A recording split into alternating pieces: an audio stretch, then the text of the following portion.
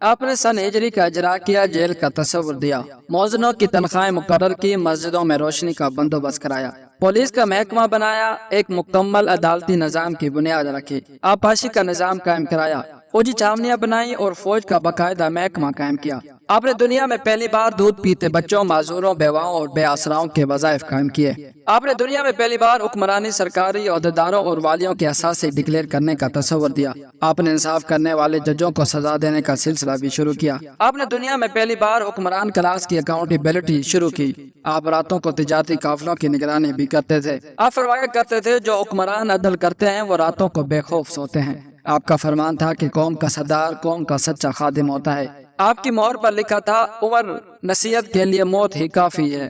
آپ کے دسترخوانوں پر کبھی 2 سالہ نہیں رکھے گئے۔ آپ زمین پر سر کے نیچے اینٹ رکھ کر سو جاتے۔ آپ سفر کے دوران جہاں نیند آ جاتی تھی کسی درخت پر چادر تان کر سایہ کرتے تھے اور سو جاتے۔ رات کو ننگی زمین پر دراز ہو جاتے تھے۔ آپ کے کرتے پر 14 پیوند لگے ہوئے تھے اور ان پیوندوں میں ایک سرخ چمڑے کا پیوند بھی تھا۔ آپ موٹا کھردرا کپڑا پہنتے تھے۔ آپ کو نرم اور باریک کپڑے سے نفرت تھی۔ آپ کسی کو جب سرکاری عہدے پر فائد کرتے تو اس کے اثاثوں کا تخمینہ لگوا کر اپنے پاس رکھ لیتے تھے، اور اگر سرکاری عہدے کے دوران اس کے اثاثوں میں اضافہ ہو جاتا تو آپ اس کی اکاؤنٹیبلٹی کرتے تھے۔ آپ جب کسی کو گورنر بناتے تو اسے نصیحت فرماتے تھے کبھی ترکی گھوڑے پر نہ بیٹھنا، باریک کپڑے نہ پہننا، چھنا ہوا آٹا نہ کھانا، دربان نہ رکھنا اور کسی فریادی پر دروازہ بند نہ کرنا۔ آپ فرماتے تھے کہ ظالم کو معاف کر دینا مظلوم پر ظلم ہے۔ آپ کا یہ فکرہ آج انسانی حقوق کے چارٹر کی حیثیت رکھتا ہے اور تم نے انہیں کب سے غلام بنا لیا۔ فرمایا میں اکثر سوچتا ہوں اور حیران ہوتا ہوں عمر بدل کیسے گیا۔ آپ اسلامی دنیا کے پہلے خلیفہ تھے جنہیں امیر المومنین کا خطاب دیا گیا۔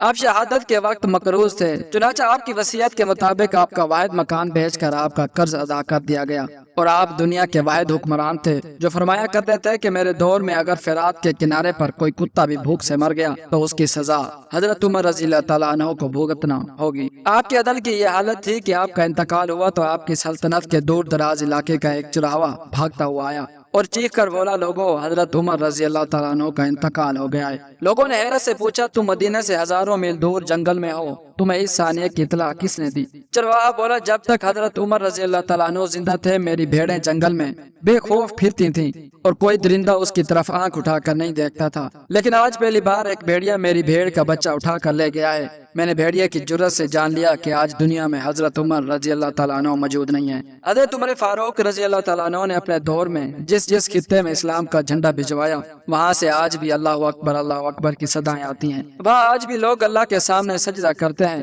دنیا میں الیگزینڈر کا نام صرف کتابوں میں سمٹ کر رہ گیا ہے، جبکہ حضرت عمر رضی اللہ تعالیٰ عنہ کے بنائے نظام دنیا کے 245 ممالک میں آج بھی کسی نہ کسی شکل میں موجود ہیں۔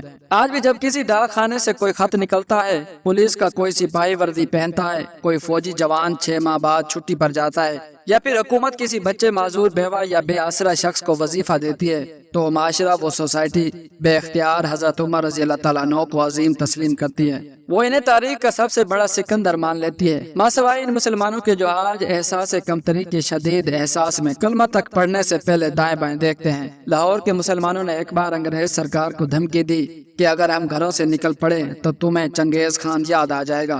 اس پر جواہر لال نہرو نے مسکرا کر کہا تھا کہ افسوس آج چنگیز خان کی دھمکی دینے والے مسلمان یہ بھول گئے ان کی تاریخ میں ایک حضرت عمر فاروق رضی اللہ تعالیٰ عنہ بھی تھے جن کے بارے میں مشرکین بھی اعتراف کرتے تھے کہ اسلام میں اگر ایک عمر اور ہوتا تو آج دنیا میں صرف اسلام ہی دین ہوتا، لیکن افسوس کہ ہم سب کچھ بھول گئے اور آج ذلت و رسوائی ہمارا مقدر بن گئی۔